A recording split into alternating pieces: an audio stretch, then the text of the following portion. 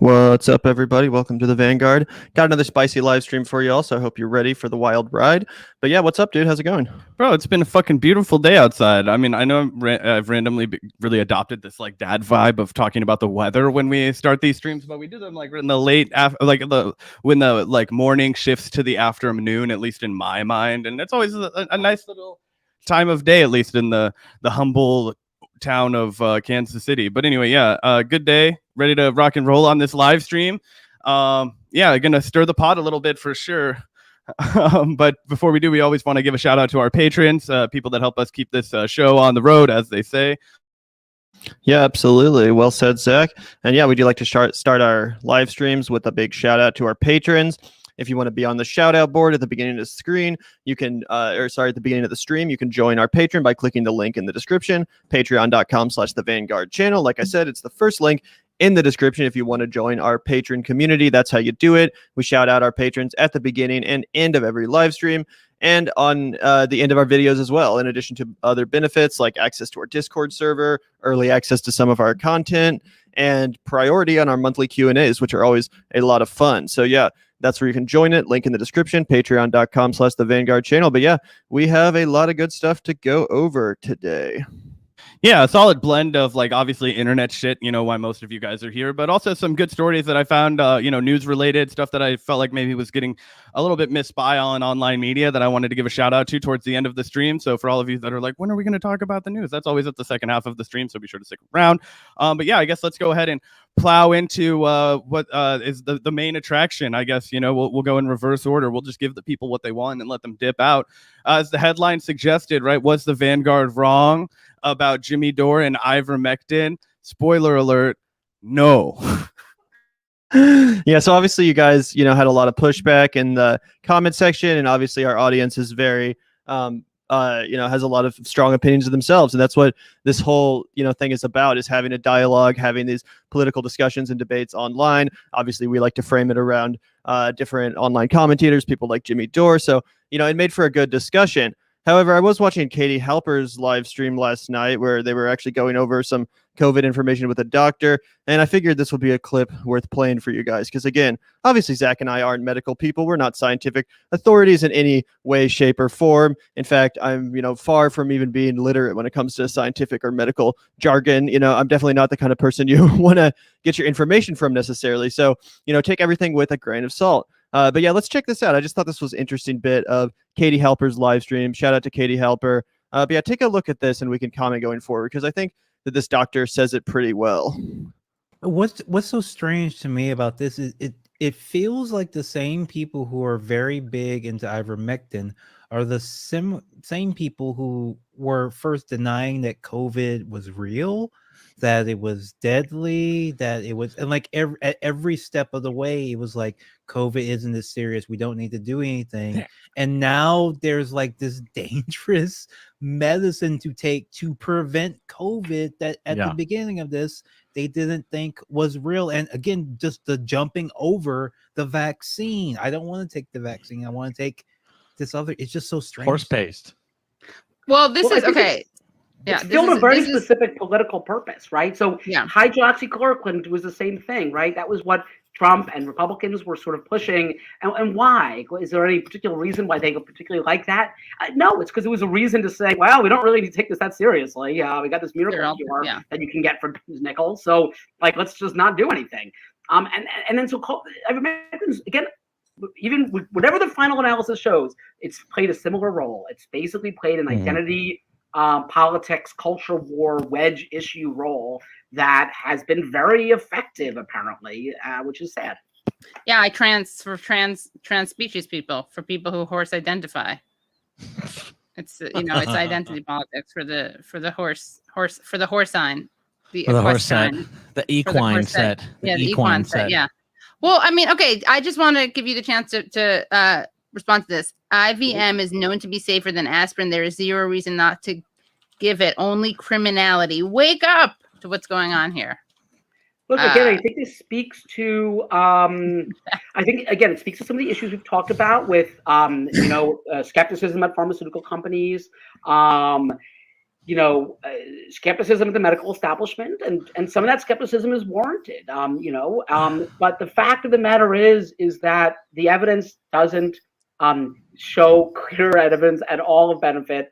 As we learn more, it's looking shadier. Some of the studies that have been positive. The new study I mentioned that was very respected group is negative. And anyway, regardless of what you think about it, it's not a substitute for vaccination. Yeah. And that's, I think, the most important point that I would want people to take home. And the main thing I'll say, because there are a lot of people who are kind of pushing back on this. I can understand why they're pushing back on Adam, because you're a doctor, you're a voice of authority. Like, what do you care if Jack, Katie, or I think about ivermectin? If you actually think it's a medicine that you should take, what do you care if anyone else is saying it? Why are you on the YouTube stream arguing about this? Like, I don't go around like pushing like certain medications in like various YouTube channels. Like, even if I take it, like I take a medicine, I don't go around advocating for it. So it's very strange that, like you said, it is serving a political purpose. It's not about like medical care. Like, if you're on Twitter yelling at people, like. So I think it's a pretty good place to cut this off. Again, shout out to Katie and Dr. Adam and Leslie and all these people on the stream. I thought it was a really informative live stream. But I think he speaks to a really important point there, which is like, guys, we understand that, Jimmy Dore, for example, he took the vaccine, apparently experienced some side effects, and then was prescribed ivermectin. I'm not sure if that was by a legitimate doctor or by some quack online doctor. Who knows? I don't know. I'm not here to judge. But that being said, it's a very specific circumstance. And yeah, sure, if you were actually prescribed a medicine, that doesn't mean you should be promoting it to your fucking YouTube audience. Lots of people are prescribed lots of things for specific circumstances. And honestly, there is a real issue right now with COVID, and it's because in large part, people aren't getting vaccinated. So when you're, pushing these alternative medicines, even if you took the vax, a lot of people aren't going to take it that way. They're going to take it as an alternative. So I think it's important to say that maybe we should, keep that sort of thing private. If, you're taking a specific medication for a specific thing, maybe you shouldn't be pushing it on your audience for no reason. And obviously that doesn't just apply to Jimmy. Like I said, we like to frame these conversations around online commentators. That's why we're talking about him. But, it applies to a lot of other people as well. I'm not trying to single anyone out necessarily. But what do you have to say about that, Zach? Yeah, I think that there's a lot to unpack here, right? And I don't want to be without nuance when we explore this, right? Because you're absolutely, what they mentioned in this is correct, and what you alluded to as well, right? People are justifiably skeptical of big pharma. They justifiably do not respect or trust the mainstream media, right? And so this creates a breeding ground for skepticism, right? For people who aren't necessarily medical authorities. To have a very large say, right? Because the actual authorities have done a terrible job of reinforcing their own credibility. In fact, they've done nothing but diminish their own credibility since the start of COVID. So I want to lay all that out, and I try not to be callous towards people who are skeptical of that, because I'm skeptical of a lot of that shit, right? There are people in my family that are addicted to opiates thanks to Purdue Pharma and all that kind of shit, right? Like, I'm not immune to that. Like, I'm from the middle America, right? Like, we all know somebody that's fucked up because of that. So of course, people have reason to be justified and be scared. But that being said, people who want to pretend that, Jimmy doesn't think or doesn't believe that he's or doesn't understand that he's playing into a very specific kind of political moment right now, I think that's just insincere, right? I think that every person that's a commentator, they fucking know what they're doing. And you think about it constantly when you're not on air and you're reflecting on what you're putting out into the world and all this kind of stuff. And I think he made a calculated decision that he was like, where's my audience going on this? This is a salacious, conspiratorial kind of a fucking thing. And I think it's a bad move to lean into it. And, I think that he really had a more of a pivot from what he was saying at the beginning of the pandemic, which was, as they were saying, it was early on, the ivermectin was dominated by the hydroxychloroquine crowd, the people who were like, oh, this pandemic isn't real, whatever. At that time, Jimmy was saying, I listen to my doctor. I trust my doctor to fix me. I have a bunch of medical problems that I've done throughout this time. Like, I've always respected my doctor. I want everybody to have access to a doctor. I trust my doctor, blah, blah, blah. Now that there's this big open controversy, this salacious story that seems to be without fucking evidence, but or shady evidence at best, because a bunch of people send me crocked up stories that were oh, if you've already taken the COVID vaccine and you took ivermectin, you still got better. And it's okay, that I never said that the human version of ivermectin would kill you. I said that there's a big misunderstanding where people are not taking the human version because they can't get their hands on it, or because they won't get it prescribed to them or whatever, and they don't want to get the vaccine. And that's the real problem. And I think that everybody who is getting in on this knows that that's what they're feeding into. And I'm sorry, but I don't have patience for that. Think about, do you like people, 5 million people have died from fucking COVID, right? And that's just what we know of. Okay, so this is a massive humanitarian crisis that's happening globally. And not only that, we should be this entire debate should be focused on giving the vaccine to the people of the global south. So now we're fucking vacuuming up all this energy on the left that should be actually used for, advocating for equity, advocating for global health goals, advocating for Medicare for all. And instead we're fucking sticking up these crockpot fucking solutions that are at best just not responsible for hurting people, or maybe played a minor role in reducing symptoms for people who were already vaccinated. It's like, okay, if that's the case, that's fine. Let your doctor fucking treat you. I don't have a problem with that. But what I do have a problem is being like, oh, well, this is an alternative medicine, so you can take this and you'll be fine, right? Like, and it goes back to the Joe Rogan thing, just like they were alluding to in the Katie Halper stream, right? He constantly played down the threat of COVID. It was authoritarianism. He had to move from California to Texas to get away from the liberals. There was nothing to it. If you're a healthy guy, nothing matters, right? Like, everything's gonna be fine.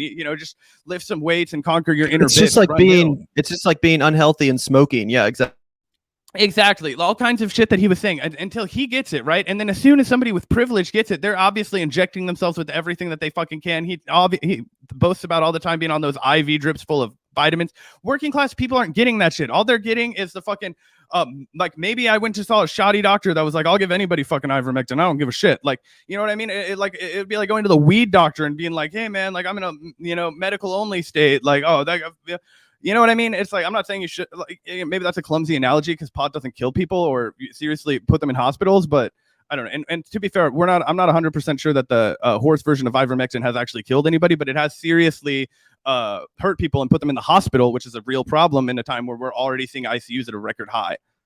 Yeah, and that's a very important point, because I'm aware that Rolling Stone and a few other outlets like Rachel Maddow, they pushed out some false stories before doing their due diligence and checking to make sure regarding ivermectin. There's apparently this hospital that they said was, full of patients of ivermectin overdoses, and the shit turned out to be false.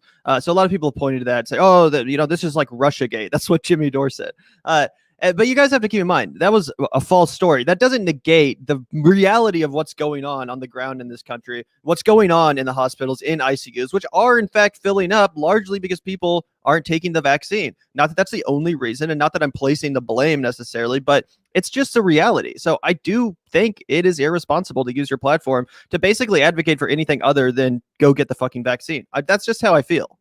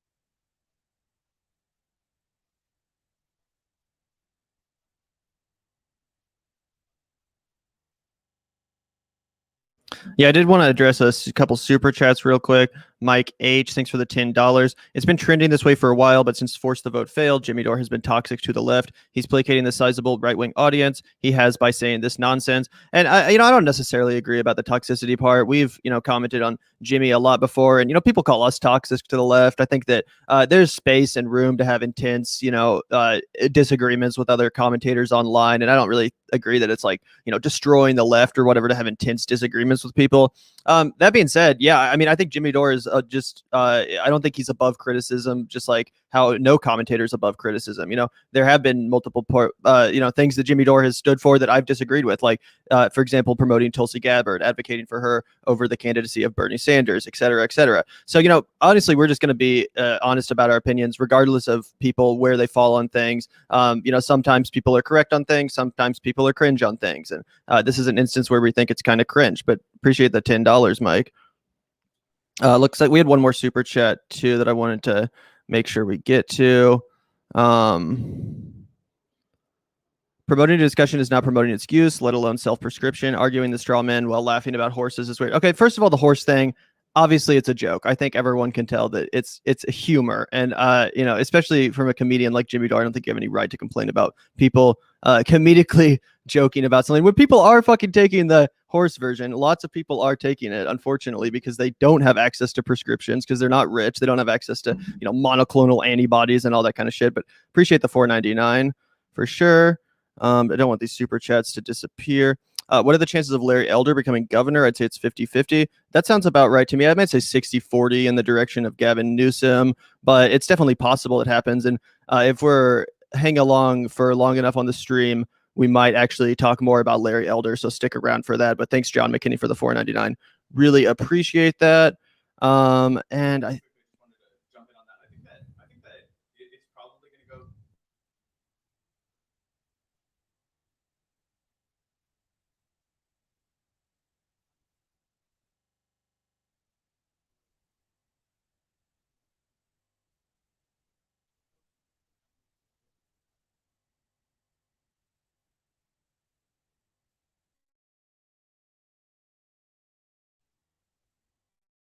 I think that's fair.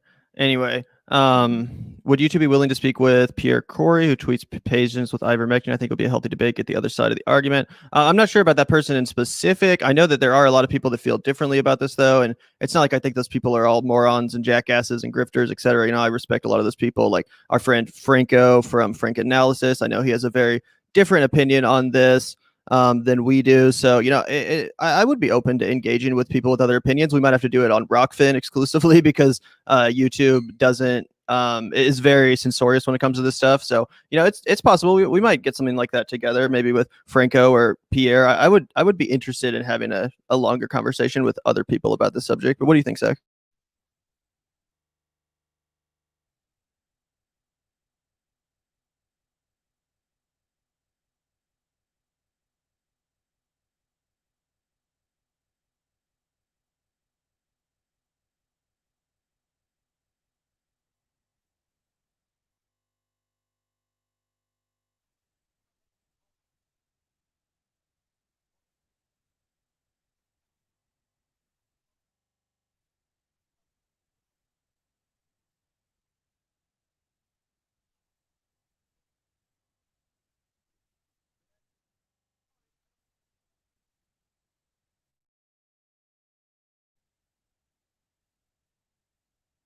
Apparently Zach's audio is muted. The government took him out. So yeah, I'm here right now. What's up, everybody? Apparently Zach got muted, so he's going to rejoin the stream with his microphone intact, hopefully. Don't let the door stands get to you. Ivermectin is unproven and promoting is dumb. Also, Zach keeps being muted when he talks. We're figuring that out. Talk now and see if people can hear you, Zach.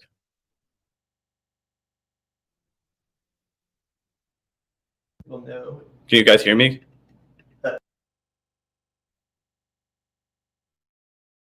Interesting. Well, Zach's getting his shit figured out, but appreciate the $5 super chat, Tyler. Yeah, I mean, I ultimately kind of agree that promoting is dumb. Like I said, if you're not a medical professional, you probably shouldn't be promoting some random fucking medication that other people online are talking about. Is it working now? I think I'm fucking back in the business.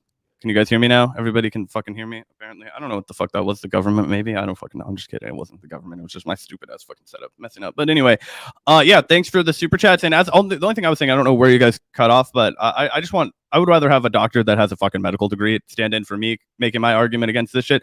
Because look, guys, like I'm a skeptical person, right? But I feel like actually the medical community has a consensus right here, and I am not ready to disregard all the fucking doctors, right? Like before I even did the Vanguard podcast, one of the first things I fucking did was talk to a doctor about all this shit on the phone. Dude answered a bunch of my questions. He was a really smart guy, worked at KU Med. I just was like, oh, let me give this guy a call and talk to him. And, you realize how much more doctors know about this shit than you do, right? Like, I will never have an understanding of, like, virology that this doctor had. And so I wouldn't feel comfortable, like, huffing myself up as, like, I'm going to debate ivermectin. I would rather have a doctor that's like, no, this is for the birds, come in and have it. And then I'll judge for myself as an individual who I think is making a stronger argument with more evidence. And right now I just say hang on the side with the like entire medical community and not the like fucking handful of jagoffs on the internet telling us to take ivermectin. But anyway. Yeah, well, in a similar related story and a related instance, I do want to talk a little bit about Kyle Kulinski and Jimmy Dore. No, sorry. In a similar instance, I want to talk about Kyle Kulinski and Joe Rogan. Also, I just wanted to quickly shout out the super chat before we do move on to the segment. Thank you, John, for the $10. I came in late and I don't know what the discussion around ivermectin is, but please do this search. As U.S. prepares to ban ivermectin for COVID, more countries in Asia are using it. All right. Well, I appreciate the comment, and we may look that up. So thank you very much for the super chat. Really appreciate it, John. But I did want to move on to this story. So, Joe Rogan obviously got COVID. It was a huge story. It was a big deal because he posted a video talking about this, cocktail of drugs he took, the, through the kitchen sink at it approach, ivermectin, anticlonal or monoclonal antibodies, vitamin drips, all this kind of shit. As Zach was just pointing out, it's pretty ironic that someone that downplayed this pandemic for like a year now, as soon as he got it, took everything he possibly fucking could, this crazy cocktail of drugs to, try to save himself, which apparently he did get better. Who's to say what helped and what didn't? There's obviously a lot of false positives in this instance, and recovery time for COVID for a lot of people is often quick anyway. So, you could eat a tube of toothpaste and then you get better the next day and you could say, oh, it was the toothpaste. That was what did it. Not necessarily, that's what a false positive is called. Anyway, I wanted to play this video because Kyle Kulinski, obviously a good friend of Jimmy Dore, someone that's been on his show, a good friend of Joe Rogan, not Jimmy Dore, someone that's been on his show many times and has had a very friendly rapport with him, but someone who's also very pro-vaccine, finally weighed in on this matter. And I wanted to get his reaction and react to his reaction, see what he had to say about this. I thought this was a pretty good video, and he did a good job breaking it all down.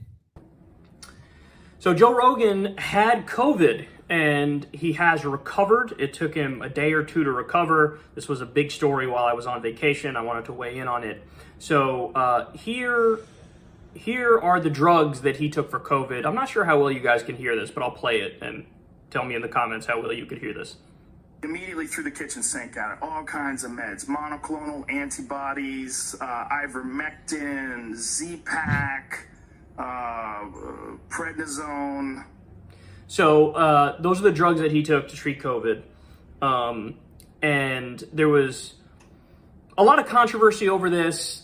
I feel sort of like fake controversy and ginned up. And here's the claim that a lot of people in the media are making.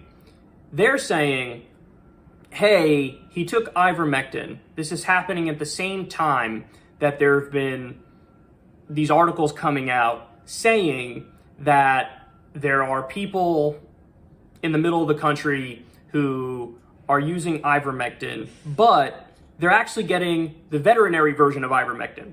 So there's a horse paste version of it.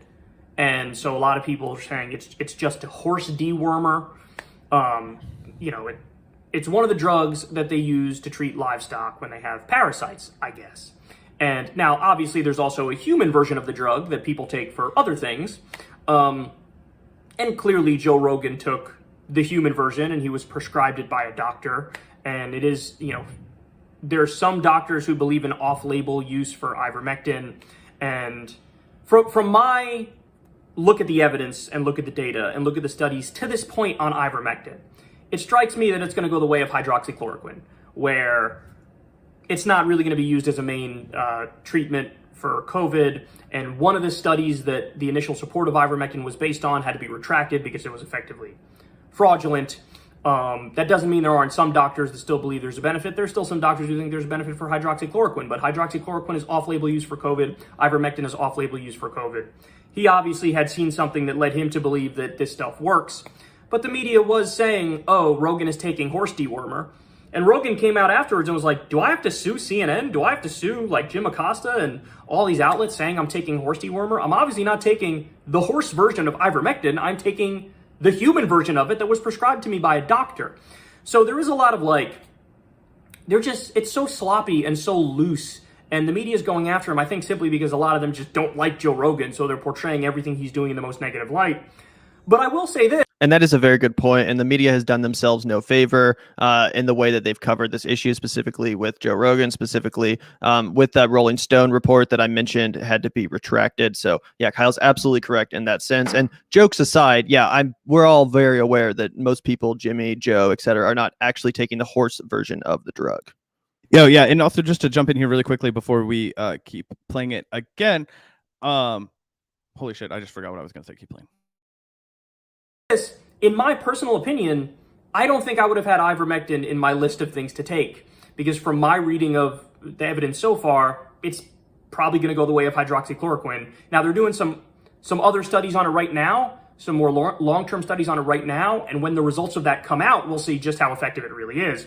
But as of right now, the evidence is not there and the data is not there to justify using that as an effective treatment against COVID-19. So this got me thinking. Now, by the way, I'm happy Joe's okay. He's the nicest guy in the world. I've been on his podcast a number of times, and he's the easiest person in the world to talk to. And I feel like he's genuinely open to changing his mind when he has a conversation. And if you present counter evidence, he'll be like, oh, that's interesting. I never thought of it that way. So, I mean, he's just a really good guy overall. I'm really happy that he got better, and he got better quickly. He said he had one night of fever and chills and just feeling run down and terrible. And then when he threw the kitchen sink at it, to use his words, and used all these drugs, he got much better.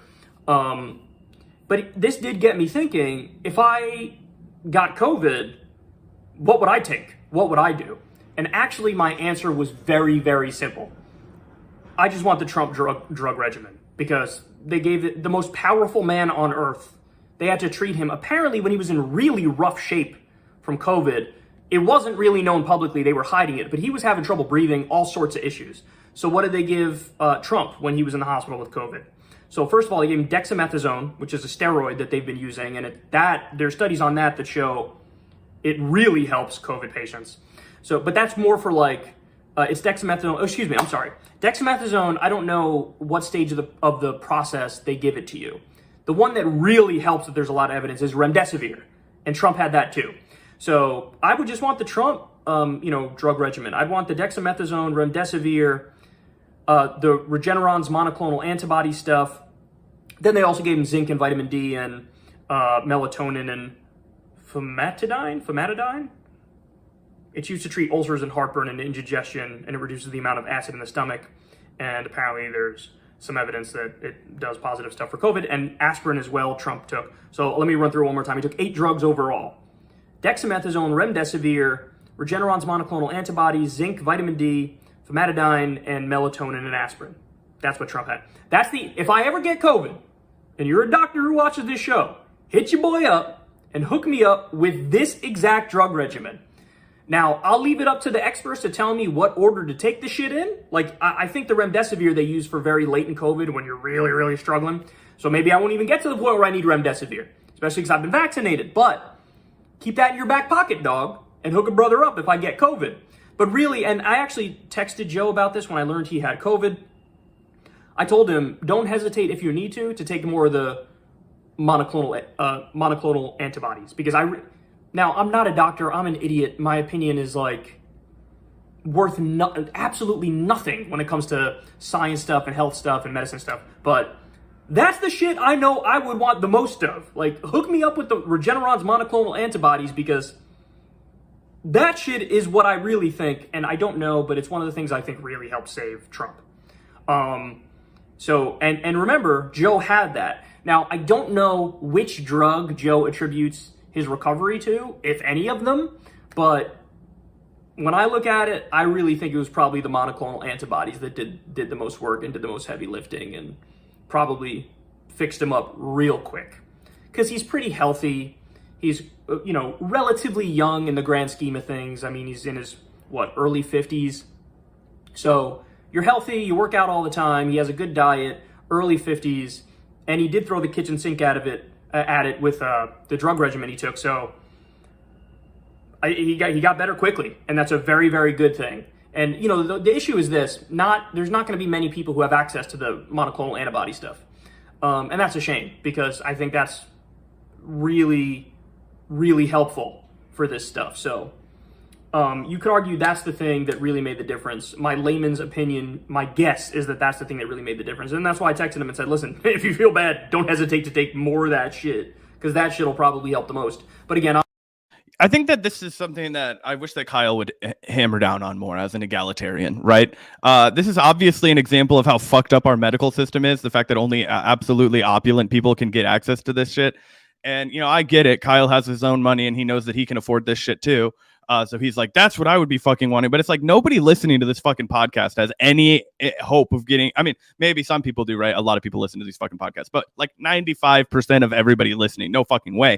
And to not bring up the fact that this guy pretended that you would just be fine if you were a healthy person, that you didn't even have to worry about it, that this fucking fascist wave of people in California making you wear masks and stay at home was way more fucking dangerous, that giving people money was just going to lead to lazy people and fucking people jerking off in the streets and all that other shit. To not even bring that up and be like, this is the obvious hypocrisy, right? This is the obvious, like, unspoken thing. And it just, frankly, guys, it's because people want to maintain a good relationship with Joe Rogan. Nobody wants to burn the fucking bridge with the guy. Gavin and I will never get on Joe Rogan's podcast, so we don't give a fuck. But that's what it is. Think about how much more like baby gloves people treat Joe Rogan, and if they want to get on the motherfucker's podcast, right? Like, it's just fucking obvious, and it's painful at some points, because it's like, do you know how you sound to everybody else? That's like, you want to be like, I'll stand up to fucking anybody, but you won't even roast a dude that was publicly downplaying COVID-19, telling people that if you're healthy, like, you're gonna be fine, all this kind of stuff. I just don't think you need to worry about it, bro. I just don't think that. I just think you gotta just let people, go be healthy, like, stop eating fucking cheeseburgers, stop being lazy sacks of shit, conquer your inner bitch, and you'll be fine, right? Why are you not hammering him at all? If Joe Rogan, if some random MSNBC or Fox News host, you would have been calling them the biggest elitist of all time. You'd have been like, this elitist just downplayed fucking COVID and then takes all of the most expensive shit that's probably not covered by anybody's insurance, gets it directly injected into him and be like, that's what I want, dog. I want that. Like, what are you talking about, dude? I thought you were a fucking socialist. I thought you wanted the best. Like, of course, I want this for everybody, but you're not talking about how fucked up it is that only rich people are getting this shit. The same rich people that have been making money sowing doubt on getting other people vaccinated. Like, this is wrong. This is fucking wrong. And so Gavin and I had to say it, and I don't care if we lose all of our subscribers. No, yeah, I actually totally agree with that. And he does go on to, kind of, sort of call out Joe Rogan. So let's take a look at this here before we say anything else. But yeah, take a look here and see what he. I'm an idiot. I'm not a doctor. I don't know what the fuck I'm talking about. All I'm telling you is what I would really want if I got COVID and I was starting to feel some symptoms. Just give me the Trump drug regimen, because that shit worked. Trump is 1,000 years old. He's fat like Jabba the Hutt, and he was able to recover, and it's because he got the best treatment in the world. So what we're looking at here is like the best treatment in the world. Joe's treatment, even though he has access to any drug he wants, it's really, he didn't have like the best treatment in the world. The monoclonal antibody thing, that really is great, but the other stuff he didn't have. And funny enough, I think the other stuff is relatively cheap to get too, or cheaper than the monoclonal antibodies. So anyway, there you have it. I'm happy Joe Rogan is better. The media should really reel it in a little bit with like the fake outrage. Don't get me wrong. Like, there are people out there who are poking fun at the people who are taking the veterinary version and the horse paste of ivermectin. Hey, I get it. Have fun. Go at it. It is what it is. It is an easy joke that's just sitting there waiting for people to make, because there is a livestock version of the drug. So I get it. But all I'm saying is, don't fool yourself into believing the narrative too much, because it is sort of an unfair description. You could say it's funny, ha ha he he, but if you're the news, your job is not to be ha ha he he funny, is to tell the truth. And they're saying he took horse dewormer, he didn't. He took the human version of ivermectin, which, granted, there's really not enough evidence to say that that's the thing that fights COVID well, but that is what he took, the human version. So don't lie and say it was horse dewormer or whatever. That does strike me as a little bit disingenuous, even though some people have said it and then hid behind, well, we're just joking. Okay, if you're joking, fine, it is what it is. But to the media, to the news, to CNN, don't be dishonest about it. And I do get the sense that they are dishonest about it. But anyway, I'm happy Joe's better. I do think that this should be one of those moments, though, where people wake up and realize, I don't know Joe's vaccine status. I don't think he's vaccinated. It's very possible if he was vaccinated, he wouldn't have gotten it at all. He attributes the fact that he was drinking and out all night to like weakening his immune system, which then allowed him to get it. I don't know how backed up that is by the science. I do know that when it comes to the vaccines, the numbers are very, very clear, and this is for all the vaccines. You have about 50% protection from breakthrough cases. So in other words, you can be vaccinated and you have 50% protection of just not getting COVID even if you're exposed to it. But that does mean there's a 50% chance you could get it if you're exposed to it. But if you do get it, it's overwhelmingly likely that it's very mild symptoms. And you still have over 95% protection from severe illness, hospitalization, and death. Those are the only numbers that really matter. And so it is possible if you had the vaccine, you wouldn't have even gotten the breakthrough case in the first place. So, use this as a cautionary tale. Go get vaccinated. It'll definitely help you to not get COVID, but if you do get COVID, it'll be super mild if you do get it. So the vaccine is really the answer. And then hopefully we don't have to have the conversation about what drugs you need if you get it, So I think that's totally common sense from Kulinski, despite what you said that I agree with Zach, that, maybe he should have gone a little bit harder on his good friend, Joe Rogan, etc. I agree with that. But yeah, I do think he brought in some common sense there at the end and made a very good point based on the scientific evidence that is currently available, of which there is none for ivermectin. So, that is what it is. And I wanted to address the super chat too. Why the focus on Joe and Jimmy? I feel like most people impacted negatively are getting this info from other sources. Well, if you can't tell, we usually comment on people like Jimmy and Joe on this channel. We like to, form our discussions around commentators that we personally like or, find interesting in this sphere. And Joe and Jimmy, certainly, that applies to them. And I like Joe and Jimmy, which is why I'm a little bit disappointed in this instance. I'm a fan of Joe Rogan and of Jimmy Dore. I really like both of their commentary much of the time. So that's why we're talking about it, in case you're wondering. But did you have any reaction to this? Yes, and the super chat also. Joe Rogan has the biggest podcast in the world, so a lot of people are negatively getting impacted by the fucking information that he gives them. I can literally walk down the street and hear people say shit that I'm like, I know that came out of Joe Rogan's mouth on a myriad of topics, not just COVID or ivermectin or anything like that, but like, yeah, dude, really just the best way to get over your health is just sit in the sauna, dude. All those heat shock proteins, man, they're gonna make you live forever, dude. Or like, oh, you really should just start running hills in barefoot running shoes. Okay, like he just has a way of like fucking getting in the dude bro public consciousness, right?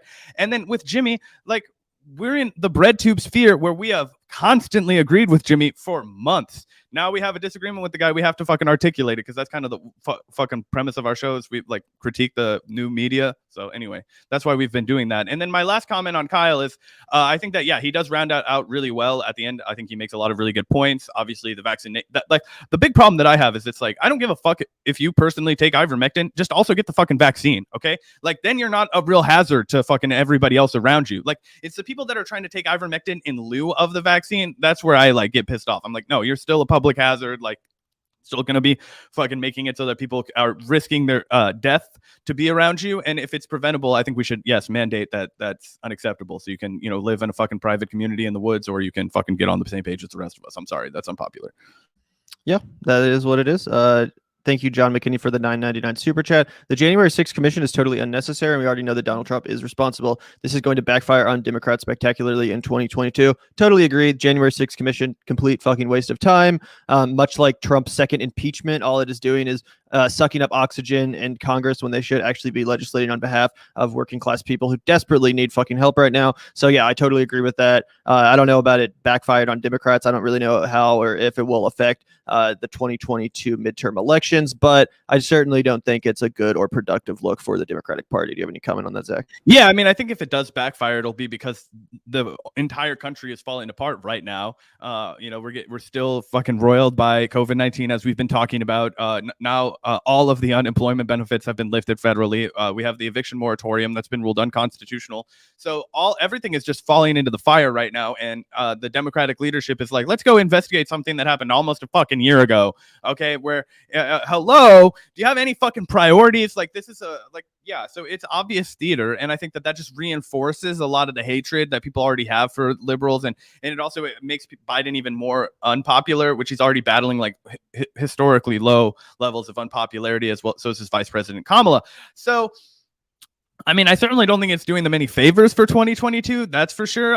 But I think it'll be a I think it's a good representation of all the other things that they're doing wrong that will lead them to get fucked royally in 2022. I don't know if it's specifically the January 6th commission, but the line of thinking that created the January 6th commission is why they will lose terribly in 2022. Unmuted. Thank you so much, Dana McWhite, for the $9.99. Japan is using ivermectin and prescribed for COVID. University of Utah is studying it for COVID. Evidence for COVID is different than being used to treat. Thank you for the super chat, Dana. Really appreciate the comment. Yeah, if there's studies that come out that, say things that aren't currently being said, then we'll cover it as well. But yeah, really appreciate the comment. Definitely open to hearing all perspectives here on the Vanguard. So really appreciate that. Also looks like we got another one from Dana McWhite. Thank you so much for the $19.99. Really appreciate you contributing to the discourse. Almost all of Israel is vaccinated on its 4th booster shot. 60% of hospitalized people have the shot. The argument that the vaccine works and there's evidence is false. All right. Well, I'm not familiar with that study, but if you link it, we'll look into it.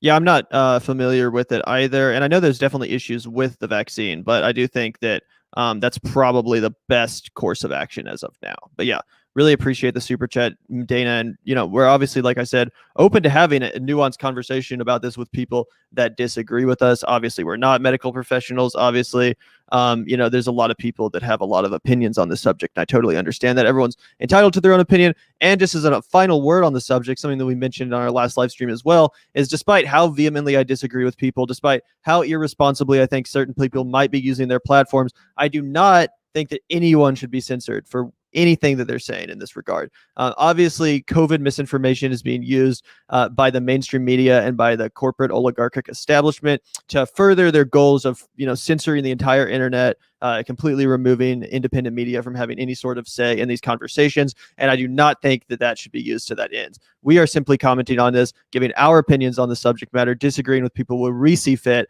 but never would we advocate for anyone's censorship. So I just wanted that to be said as a final word on that subject. But I did want to move on because this was actually a really interesting segment on Breaking Points the other day. Marshall Kozlov was actually filling in for Crystal Ball, and they were talking a little bit about this abortion law in Texas and what it will mean for the Democrats going into 2022 and the Republicans. How will this affect the midterms, etc. But there's actually a really interesting exchange here at the beginning between Marshall and Sagar that I thought would be worth reacting to. This is actually pretty funny, and I have to say that I have to give major props to Marshall here. I think he did a really good job. But let's take a look at this, and I want to see what you have to think too, Zach. Okay, let's get to the fallout from the Texas law. So this has been fascinating, really, to watch. Also, I heard you. I apologize for the last time I did not explain the private right of action within the Texas law. And so that's actually important. Marshall, can you break that down for people on what exactly it is? Not only does the Texas law ban abortion after 6 weeks, known as a so-called heartbeat mechanism, but it includes, and this is probably the most contentious part of it, private right of action. And this matters, everybody. I promise, in terms of what the corporate fallout from this has been. Yeah, so the way it effectively works is if a citizen, a resident of Texas, discovers that an individual, a clinic, people involved in the actual process, this could hypothetically even go to a Uber or Lyft driver who actually takes the person to a abortion clinic, is involved, they can actually sue that person. Okay. They could actually privately, they could privately sue, establishing a civil claim there, which has created a huge amount of controversy, obviously, because in effect, this is deputizing fellow citizens, residents, etc., in the cases that these actually go beyond that 6-week period, which has caused an incredible amount of controversy and has forced anyone wading into this issue to really have to think about their actions a different way. Because just to add the quick thing, the South has been increasing abortion restrictions for over the past decade. Yeah, that's right. There's been a consistent effort to push the bounds of Roe v. Wade. You've seen abortion clinics close across the South. What is truly different this time isn't just the 6 weeks, it's really the lawsuits and that private action part. Yeah, that's right. And I should have explained that previously as to why so many people are upset. So now that context being added, now let's get to what is happening there and how this may play out on the national stage. Because I actually do, look, I think culture wars are actually what is driving most of our politics. And this actually could have a lot of political salience in 2022. So let's put this up there on the screen from The Verge. So what has happened is that GoDaddy, the hosting website, has actually cut off Texas's Right to Life's abortions whistleblowing website, and it might be gone. So GoDaddy gave them 24 hours to find an alternative. Of course, Marshall, this immediately calls to mind things like Parler being removed from the Amazon Web Services. I've spoken previously about how censorship is moving kind of up the levels of technology. And so it used to be that, on the platform itself, we talk about, oh, well, we're going to ban this user, that user, individual for right of action. Then it actually moved up a level to the actual domain hosting. So now it's like, okay, well, we're not going to host your website at all. We're not going to host you on our servers. And eventually, we're going to get to the full ISP, like Comcast should ban X website, so and so. We haven't gotten there yet. Unfortunately, I think we eventually will. This kind of has ignited a discussion, especially amongst people on the right, about the ability for the corporation to cut off the hosting service and all that. I think it's very tricky. I'm curious for what you think, because look, it's a 50-50 issue. Or look, if you really want to dig into the polling, it's more like a 60-40 issue. But the gray area in between has, kind of people who are extreme in terms of no cases and extreme in terms of all cases. That gray area isn't necessarily being represented by corporate America. At the same time, it's not like corporate America's job necessarily to represent all of the population. So what do you think about all this? Kind of looking at this from a tech angle. Yeah, so I'm going to request that everyone be hyper nuanced with the discussion we're about to have, because it shows how complicated this stuff is. So one, I don't quite think the word censorship perfectly applies to what's happening with the web hosting service. I think the clearer framework for understanding is right to refuse service. Right. I think it's entirely reasonable for a private company to say, I don't want to host this website. Because once again, it's a hosting service. Right. And there are plenty of hosting services. The claim is not that there's a monopoly on hosting services. The only hosting company in the entire world is GoDaddy, and they've refused service. Right. As long as there are other services that can provide it. Yeah. Because once again, that isn't the protected thing here. Right. I'm largely fine. I'm completely fine with that. I think it goes in either direction. And as we discussed with the context, in other contexts, I think there's easily a word where I could see someone on the right, not on this abortion issue, but finding their own specific version of that. I have no problem. I do not think, for example, that a conservative hosting site should have to support a pro-abortion site. Sure. This or that. I think that's entirely reasonable. Secondly, though, and this is what I really like with you talking about the ISPs. Anyway, that's the end of the exchange that I wanted to play, because I just thought it was pretty funny. And don't get me wrong, among conservatives, Sagar's definitely one of the more reasonable, if not like the most reasonable. When it comes to like people that I would be willing to talk to that are on the right, Sagar's one of them. I think he has some interesting ideas. He's clearly a smart guy. He's very articulate. I think his heart is in the right place. That being said, it's very telling that when it comes to GoDaddy removing the hosting, hosting the, this whistleblowing website for people to snitch on their neighbors who are abortion patients, and GoDaddy cuts off their website, Sawyer immediately begins to cry censorship. This is censorship. This is just like when Parler was removed, etc. And then, Marshall has to come into it and explain that, no, this is not censorship. GoDaddy is a private company. They're protesting essentially this authoritarian law, which threatens people's literal lives and livelihoods, and reproductive rights. They're protesting this law being hosted on their private platform, which is very different than, Facebook removing some user for their political speech, for example. This is not a law that is, this is an actual law. This is a piece of legislation that is being protested. This is a, Supreme Court decision that is being protested. It's not some random person getting kicked off of a platform for saying the wrong thing. But do you know what I'm saying, Zach?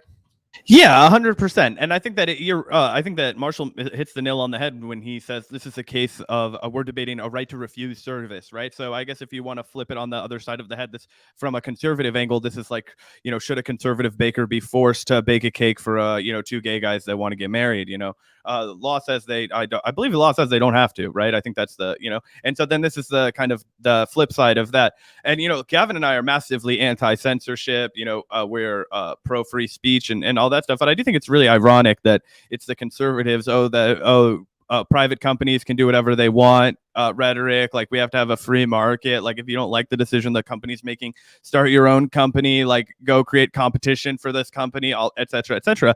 And Marshall makes a good point. If we were having a narrow conversation about like a monopolized company, so for example, if Google decided that they were never going to show any search results that were pro-life, Google is a monopoly of a search engine that's going to severely restrict the flow of information. I think you have a much different argument there. Should we strip all conservative ideas from Google search, the literal default search engine for 95% of America, for people who aren't using like Brave or Bing or something, right? So I think that becomes a larger issue because I think there's a strong argument that Google is a monopoly. I don't think GoDaddy is a monopoly, right? Like you can host your fucking website on a dozen different fucking services. So I think that's a nuanced conversation to have, and I was impressed by that. I'm not sure. I don't know a ton about Marshall Kosloff. I know he hosts that show with Sagar, but I thought he made an excellent point right there.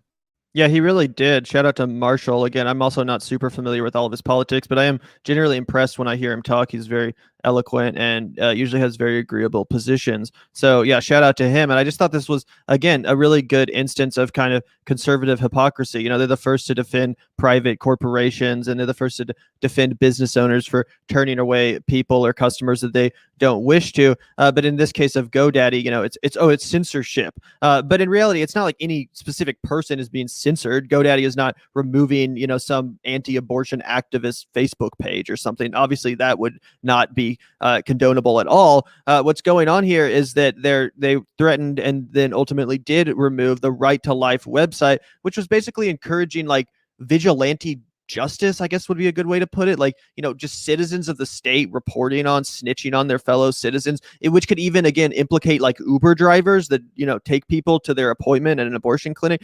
This is insanity. This, in my opinion, totally falls within GoDaddy's right as a private company to do. Again, it's not like they removed just some random conservative who was saying things that they didn't like.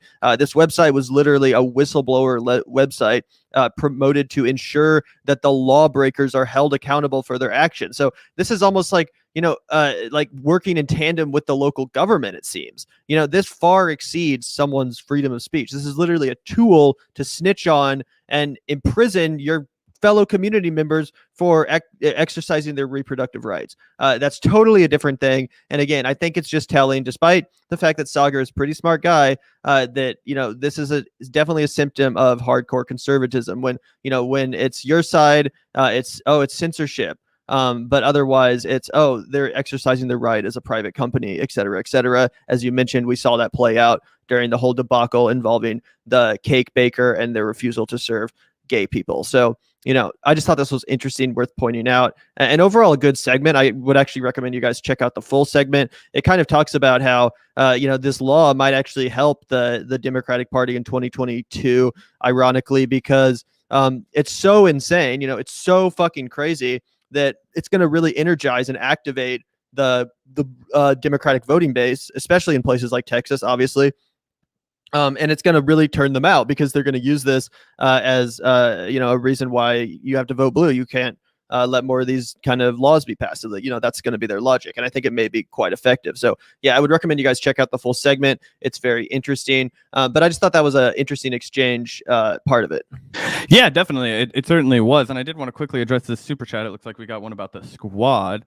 One sec, Zach. I want to go through all the super chats just so I don't lose any. If I scroll down, I'll lose them. So shout out to Brian. Thanks for the $9.99. Shout out to Misty. Thanks for the $4.99.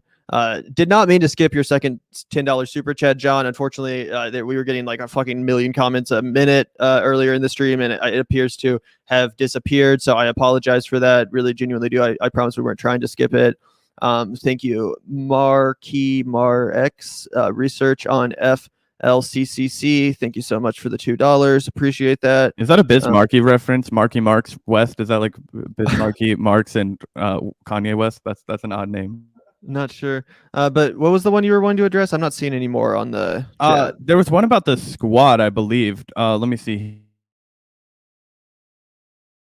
See it. John McKinney. I used to like the AOC / the squad, but they're starting to sound like establishment Democrats and are having an over-reliance on identity politics. What do you think? I have a lot of thoughts on the squad and AOC. We can just go ahead and take it. Shout out to John McKinney. It may have disappeared. But yeah, look, Gavin and I have a whole host of criticisms of AOC and the squad. And you know, while I think that, you know, 100% we should be fighting for equality across the board, right? Gavin and I are not the kind of leftists that'll be like, oh, let's throw like this fucking minority group under the bus so we can get good shit. Like, that's never going to happen. So I actually, you know, I think that there is a really good place for people to, you know, say, yes, we do need, you know, to address the like broken racial history of America. Like, yes, we should be still fighting for trans rights. Like, I'm never going to throw those people under the bus because I think that they're just, obviously we're fighting for oppressed people across the board.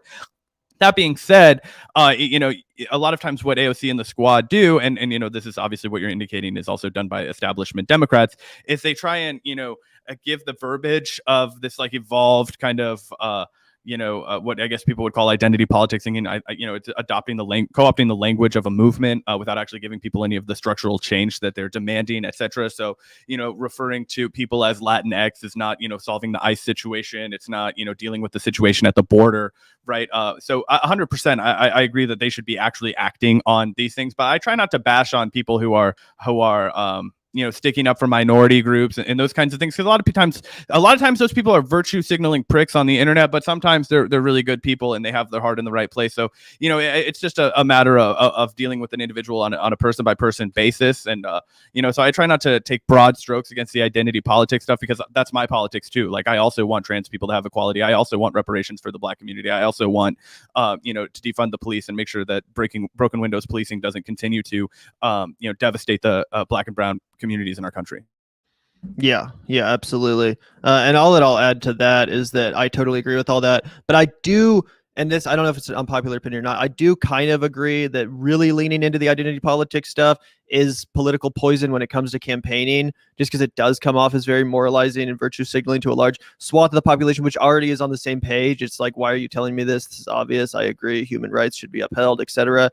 So, you know, I have a complex opinion on that, but generally I do kind of agree that, you know, if you're going to be campaigning for like Congress or president, you shouldn't be like leaning into those issues necessarily. You know, would you agree with that though?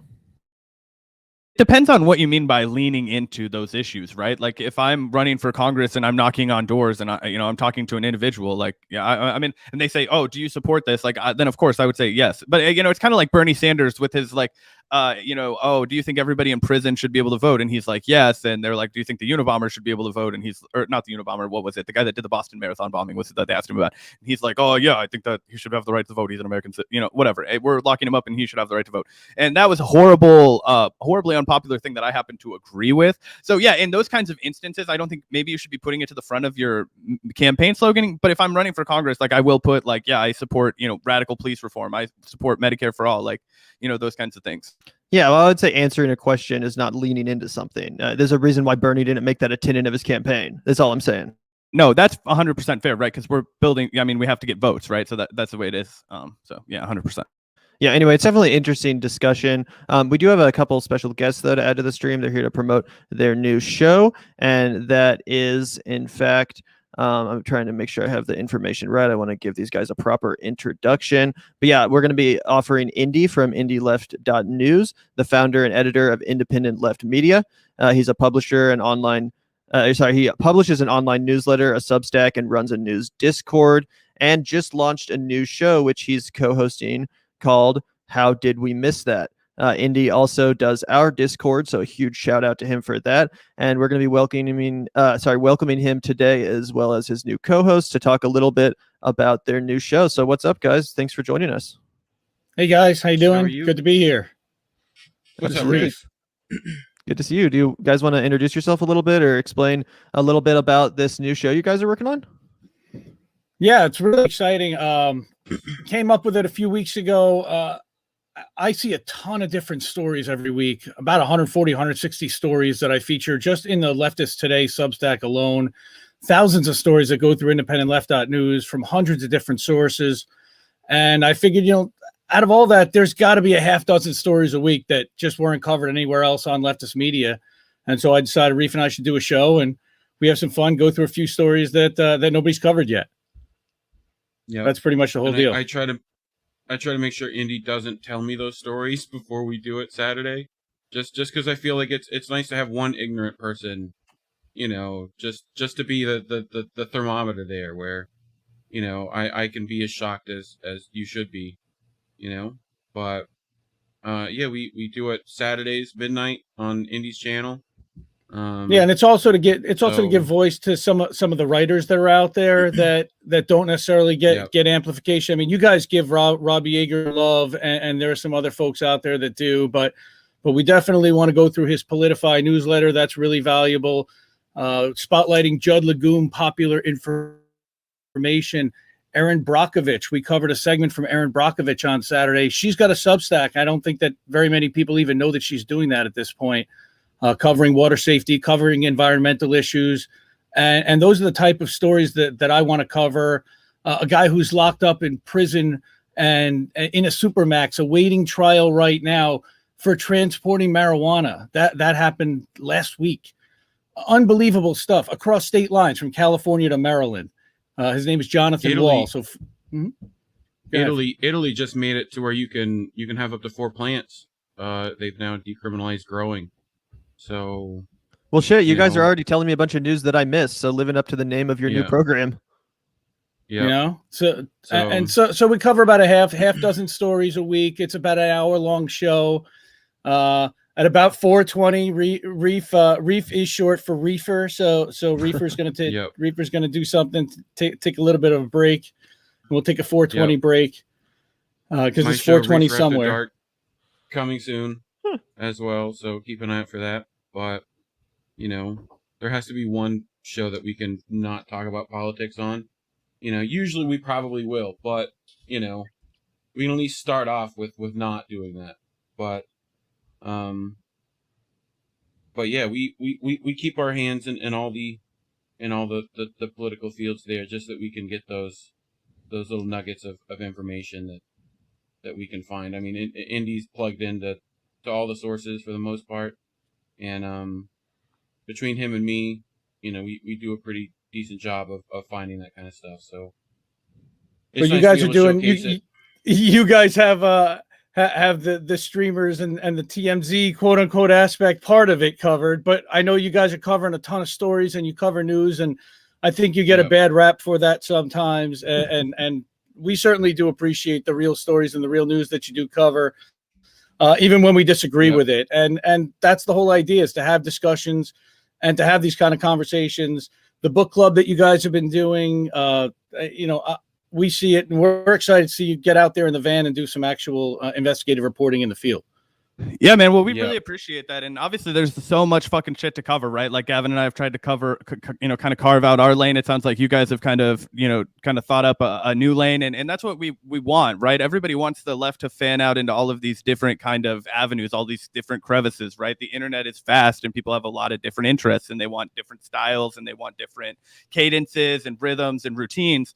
And it's good to have that with a robust, heterodox leftist thought. So much of the right is, covering a big swath of the internet, right? If I want to listen to a conservative talk about sports, movies, the news in this way, or maybe they're more mellow, or maybe it's a cowboy telling me the news, all this shit, and that's good for them because it spreads their message to people who would have otherwise not clicked on it, or maybe they want this kind of style and not this one, or this looks too refined, let's get a more DIY show, or the opposite, right? And I'm really excited to see what you guys kind of cover and do with that. Just the other day, Gavin and I were talking, or I saw this story, like the biggest fucking act of civil disobedience in Canada ever happened. It was a bunch of people that were protesting in British Columbia about a logging company that's going to come in and basically devastate a forest. So people have been camping out there, putting their bodies on the line, etc. Right. You know, and yet this barely cracks into any of the conversations that we're having here in the left, right? So I think with all of that said, there's so much to talk about, there's so much to cover, that there's just plenty of room for people to get in and be like, hey man, my eyes are peeled and I didn't see anybody else talking about this, so let me throw up a video so that everybody else can get like a 5-minute understanding of this, you know, news event that happened. Yeah, that's exactly the idea. You know, so many times we've heard so many people criticize a lot of the streamers saying, you know what, how come you didn't cover this? How come you didn't cover that? That's pretty much exactly what we decided to do. You know what, we're going to make our own show. And we're just going to start covering it. Have a good time doing it. It's to the point where we're the people that people rely on to get actual information. You know, they're not going to get it from mainstream sources anymore. They can barely trust even AP sources. Right, you know, like we tend to take all that stuff with a grain of salt, even if we find something there. So, you know, it's AP, Reuters. You know, I mean, all the wire services are also serving all the corporate media, and that's why I started a website a year and a half ago. Is because I saw the influence of corporate media over how much it destroyed the Bernie campaign and how much propaganda got Biden elected. And we need to do something to combat that. And the biggest thing was there was no collective place to find all the great independent media on the left that's out there across a broad spectrum. So I was going to YouTube. I was going to Rockfin. I was going to a ton of different places to find all this stuff. But there was never really one central place to find it. So I created this website called Independent Left News. Originally, it was called Progressive News Daily. And then I found Discord, and oh my God, Discord's like the website on steroids. But then I realized that people just need kind of the top 10. Just give me the headline. So I made a Substack, and the Substack is at leftist.today. I share all that stuff. All the links are on Twitter, on Instagram. I share it everywhere. It's all available for Twice free. A day, morning and night. 7 days a week. I've got a team of volunteers. Got a team of volunteers that believe in this also. They believe in this project and they support. So shout out to Darlene and shout out to Nicole. Shout out to Cooper, who helped all summer, and he's back at school now. And really, it's just been an amazing. Go ahead. Shout out to the Colombian bean roasters that keep you fueled. You know, like. You know, you need that extra strength coffee. So, well, thanks so much for letting us know, guys. Really appreciate that. And just one more time, so everyone knows, where can they find your new show and at what time? It's Saturday night at midnight Eastern. It's into Sunday morning. Okay. And that's on youtube.com/IND Left News. That's one of them. Or you can go to twitch.com/IND Left News. It's on Facebook as well. So we're streaming it to all my channels for now. I'm also working on getting it live to Odyssey. We do have an Odyssey channel. Yep. Awesome. Also check out Indy's Discord, independentleft.gg, right? It's a fire hose of news content that he's pulled together. Vanguard's got their own channel in there. So there's a Vanguard channel, and all your tweets and all the YouTube videos once they're published go in there automatically. So it's just another different way to consume news. It's all fed. Yeah, well, we really appreciate you guys taking the time to jump on today, and I think a lot of people in our audience are going to be really interested to see what you guys are able to come up with and put out. And it's not really a lot of people are streaming at that time on Saturday, so I think hopefully it'll be a good lane for you guys to forge out for all those night owls. People were complaining that Gavin and I's late night stream started at like 9:30, and we were like, "Hey, we're from the Midwest. What the fuck do you want from us?" So yeah. But anyway, thanks for coming on, guys. And no normal person wakes up past 12 o'clock, you know? Yeah, for sure. Like, but anyway, take care, guys. Really appreciate you guys having us on. Take it easy, guys. Yeah, thanks so much. Take it easy, guys. Obviously, welcome on whenever. And thanks, obviously, Indy, for the work with the Discord. Appreciate chatting with you too, Reef, all the time. Great person to hang out and chat with. So, yeah, really appreciate it.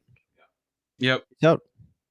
Bye, cool. guys. There's another story that I wanted to talk about before we sign off, and that has to do with Larry Elder, like we mentioned at the beginning of the stream. This is definitely heating up, this recall in California.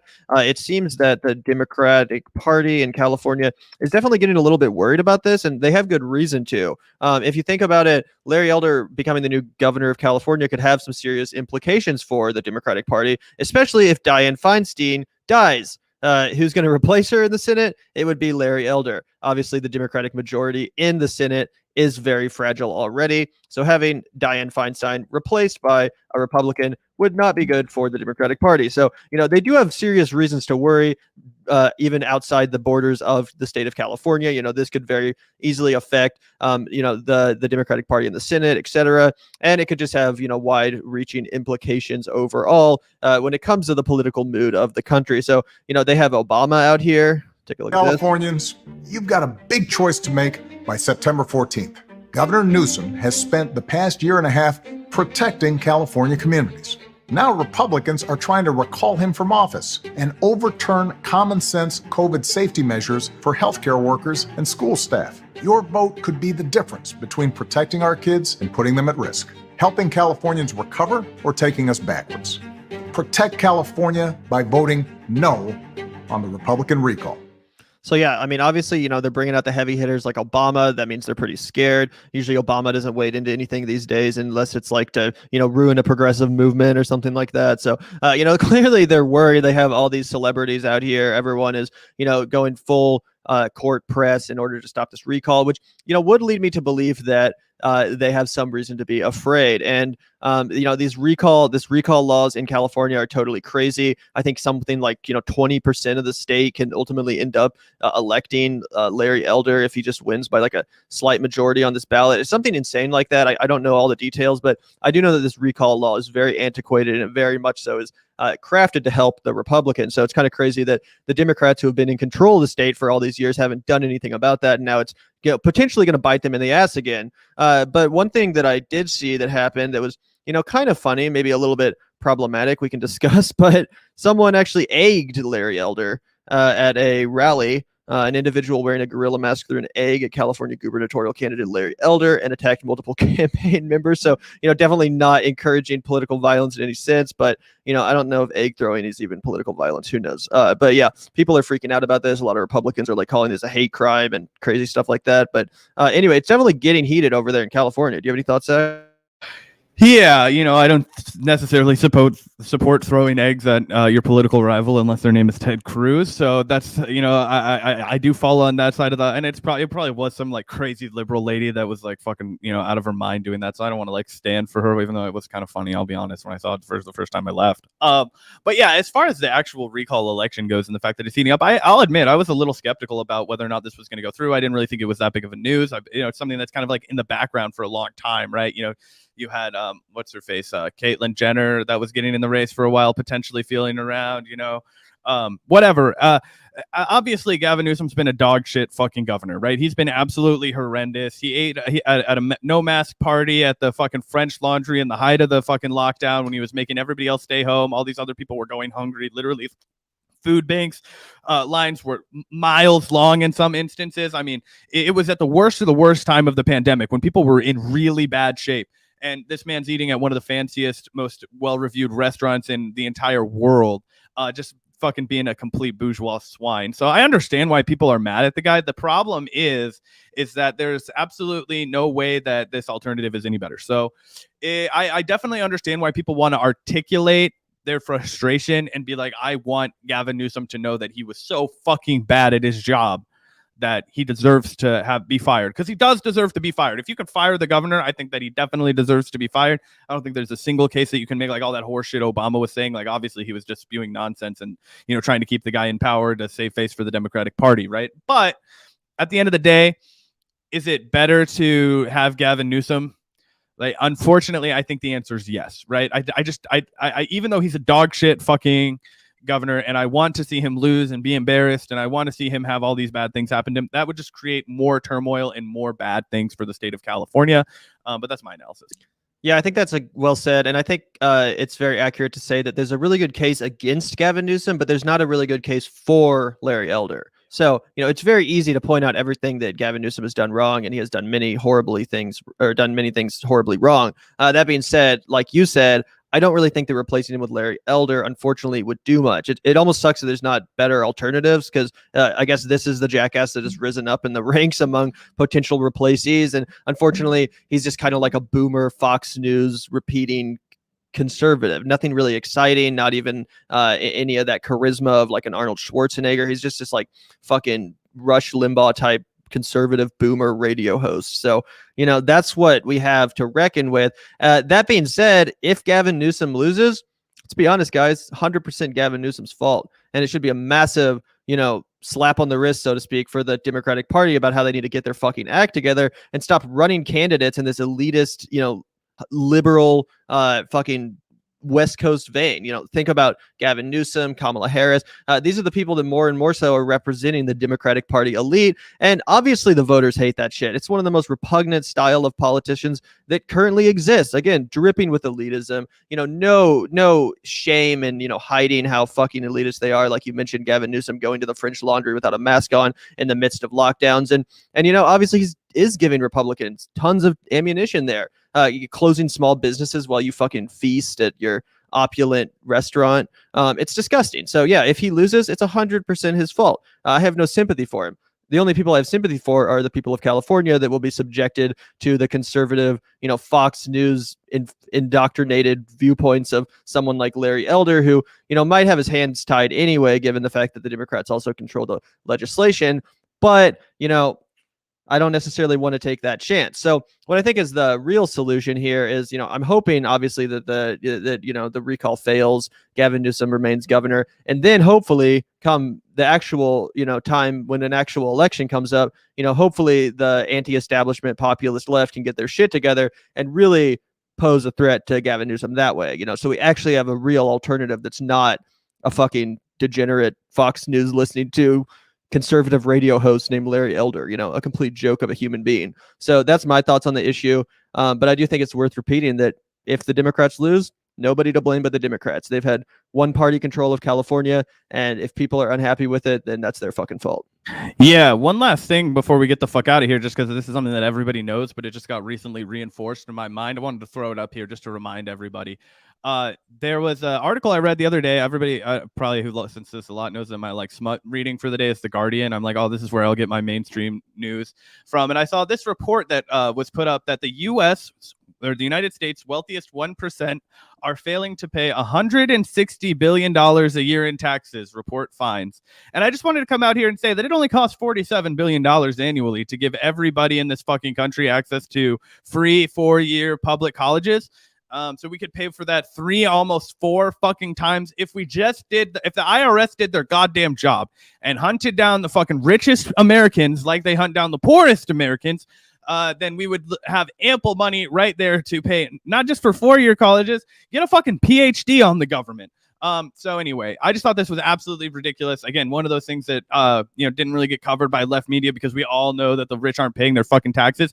But I just thought this was very like clear and concise. Like when everybody's like, how are we going to pay for it? Literally all we have to do is start enforcing the law, something that you claim to fucking worship. All of you law and order types, it's like, oh, the rich already pay too many taxes. It's like, actually, they fucking don't. They're not paying shit for their taxes. And if we just enforced it, then we could afford to send all of our kids and adults and grandmas and, fucking uncles and everybody to college for free, get a good education, reinvest it in our community and our society, and it wouldn't involve anything new. Just fucking collecting the tax money that's already owed to the American people. But I digress. We can't have nice things in this country. Yeah, that's an insane report. But again, like you said, not totally surprising at the same time, which is, tragic, but that's where we are in this country. So yeah, obviously tax the rich, make them fucking pay 100%. But yeah, is that all we have to talk about today? Yeah, just because I got to get the fuck out of here and take my sweet boy to the doggy daycare where I have to leave him for the first time. So I'll be going through that emotional trauma after this is over, taking Malcolm to an overnight day camp. But anyway.